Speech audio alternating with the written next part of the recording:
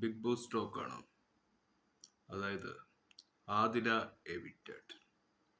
Big boss ചരിത്രത്തിൽ ഇത്രയും വളരെ മാരകമായ ഫൈറ്റും മാരകമായ സീൻസും ഒക്കെ ഉണ്ടായ ഒരു ബിഗ് ബോസ് ചരിത്രം തിരുത്തിക്കുറിക്കുന്ന ഒരു നിമിഷത്തിലേക്കായിരുന്നു നമ്മുടെയൊക്കെ ജൈത്രയാത്ര.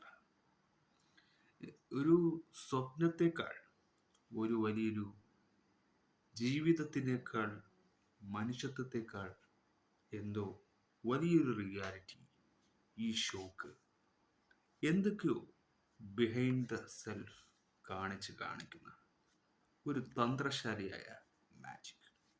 അതാണ് ബിഗ് ബോസ്.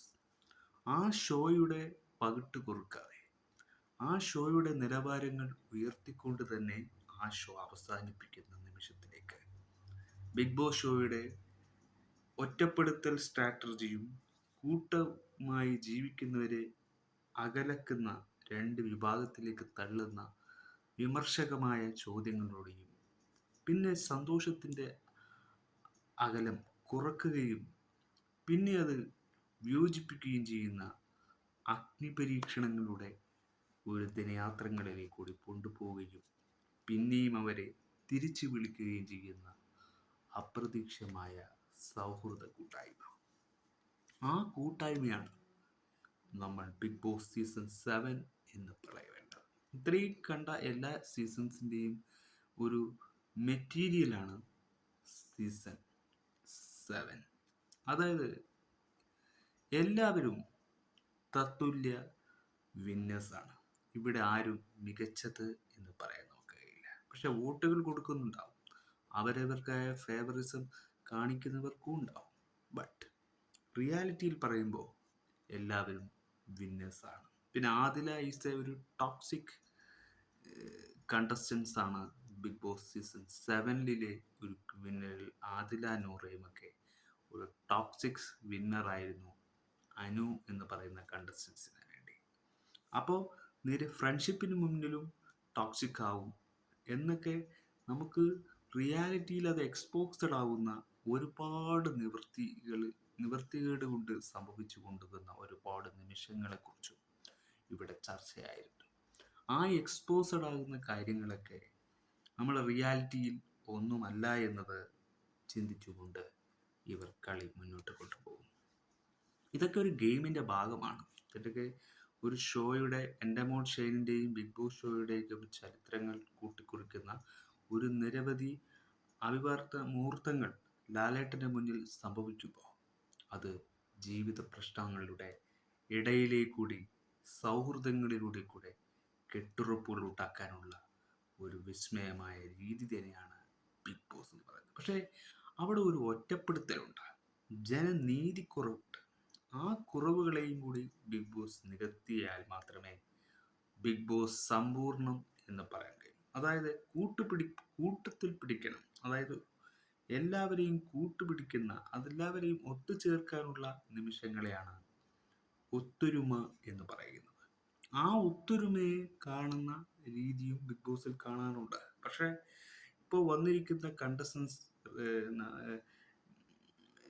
അവസാനമായി വരുന്ന എല്ലാ കണ്ടസ്റ്റൻസും തിരിച്ചു വരുന്നത് പല ബോംബുകളായിട്ടാണ്. ആ ബോംബുകൾ പൊട്ടുമ്പോൾ ബിഗ് ബോസ് സീസൺ 7 ചരിത്രത്തിൽ തന്നെ ഈ 7 പേരെ നിലനിർത്തിക്കൊണ്ടുള്ള ഒരു എവിക്ഷൻ ആയിരുന്നു.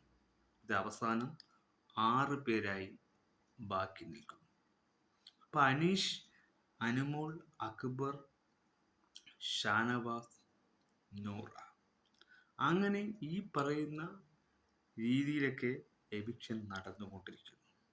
സ്വയം വിജയി ആരാണെന്ന് കണ്ടെത്താനുള്ള അവരുടെ തിരനോട്ടം അവരിലേക്ക് തന്നെ എത്തുന്ന ഒരു വിസ്മയമായ ചരിത്രത്തിലൂടെ നമ്മൾ കടന്നു പോകുന്നു. ഇതൊക്കെയാണ് എനിക്ക് ആലോചിക്കാനുള്ളത്. ഈ സീസൺ 7 ഒരു വലിയൊരു ചർച്ചാ വിഷയം തന്നെയായിരുന്നു. PR ഇഷ്യൂ ഉണ്ടായിരുന്നു, സെലിബ്രിറ്റി ഇഷ്യൂ ഉണ്ടായിരുന്നു. എല്ലാ ഇഷ്യൂസും ഒരു കോണ്ടൻ്റായി മാറുന്ന ഒരു സർപ്രൈസ് സ്പെഷ്യൽ ജൂറി കൊടുക്കേണ്ട ഒരു വലിയൊരു ഷോ ആയി മാറിയിരിക്കുകയാണ്.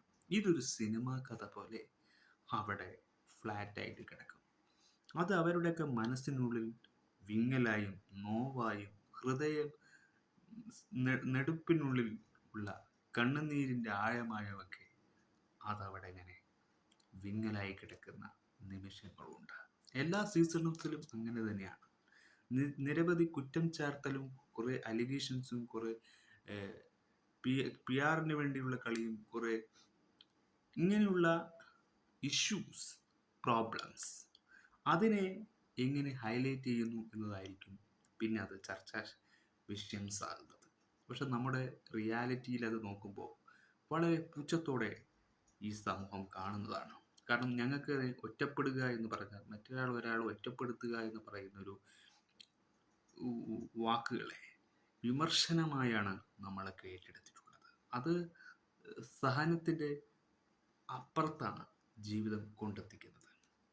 ഇത് ഷോ ആയതുകൊണ്ട് ആ ഗെയിം പ്ലാറ്റ്ഫോമിൽ മാത്രം നടക്കുന്ന ഒരു റിയാലിറ്റിയായി മാത്രം കണ്ടുകൊണ്ട് ജനങ്ങളത് കാണും. അപ്പോൾ ഒരാളെ സാക്ഷി നിർത്തി ലോകമെമ്പാടും ഒരു ഷോ ലൈവ് എപ്പിസോഡ് 24 നടത്തുന്ന ഈ ഒരു ഷോയുടെ 2 ദിവസത്തിൻ്റെ ദിനയാത്രങ്ങളിലേക്കാണ് ഇനി ഷോ പോകുന്നത്. ഫൈനലിൽ ഇവർ ഫേവറിസം കാണിക്കുമോ ഇല്ലയോ എന്നും നമുക്കറിയില്ല. ആരായാലും, അനീഷായാലും അക്ബറായാലും ഷാനവാസ് ആയാലും ഈ ബിഗ് ബോസ് ഷോ ക്വാളിറ്റി പരമായി ഒരാളെ വിജയിയാക്കണം. അതാണ് അന്തസ്സ്. ആ അന്തസ്സ് നിലവാരം കൂട്ടുക എന്നതാണ് ബിഗ് ബോസിൻ്റെ ഗെയിം എന്ന് പറയുന്നത്. ആ ഗെയിം ബിഗ് ബോസ് തന്നെ നിലവാരം കൂട്ടിയിട്ടില്ലെങ്കിൽ അത് അതിശയിപ്പിക്കുന്നതായിരിക്കില്ല, ഇഞ്ചിഞ്ചായി കൊല്ലുന്നൊരു റിയാലിറ്റി ഷോ ആയി മാറും. അതൊരിക്കലും പാടില്ല. നമുക്കൊക്കെ ആഗ്രഹിക്കുന്നൊരു ഷോ ആണ്. ആ ഷോയുടെ നിലവാരം താഴ്ത്തിക്കെട്ടി നമുക്ക് ആ ഷോയെ പിന്നറാക്കുന്ന ഒരു താഴ്ന്ന ഒരു വിഭാഗമായി മാറരുത്. ഉയർത്തണം. ഉയരുമ്പോഴേ അവൻ വിജയത്തിലെത്തൂ. അപ്പോൾ അങ്ങനെ ആദിൽ ഔട്ടായതിൻ്റെ വിഷമത്തിൽ നൂറക്ക് വളരെ സങ്കടമുണ്ടാവും. അവർ ഒന്നാണ്, ലെസ്ബിയൻസ് കപ്പിൾസാണ്. അപ്പോൾ ആ ഒരു വിഷമം താൽക്കാലികമാണ്, 2 ദിവസത്തേക്കാണ്. അപ്പോൾ പുതിയൊരു വിന്നറെ സെലക്ട് ചെയ്യുന്നത് വരെ നമുക്ക് വെയിറ്റ് ചെയ്യാം. ഈ ഷോ അവസാനിക്കുന്ന മുഹൂർത്തം പോലെ നമുക്ക് ഈ ഷോ വൈൻഡപ്പിലേക്ക് എടുക്കുന്നു എന്ന നിർദ്ദേശങ്ങളുമായി സമൂഹത്തോട് പറഞ്ഞുകൊണ്ട് തന്നെ ഈ ഷോ കണ്ടന്റ് അവസാനിപ്പിക്കുന്നതാണ് നല്ലത് എന്നതാണ് എനിക്ക് തോന്നുന്നത്. അതായിരിക്കും നമ്മൾ ചെയ്യുന്ന ഒരു കൊളാബ്. By for ever.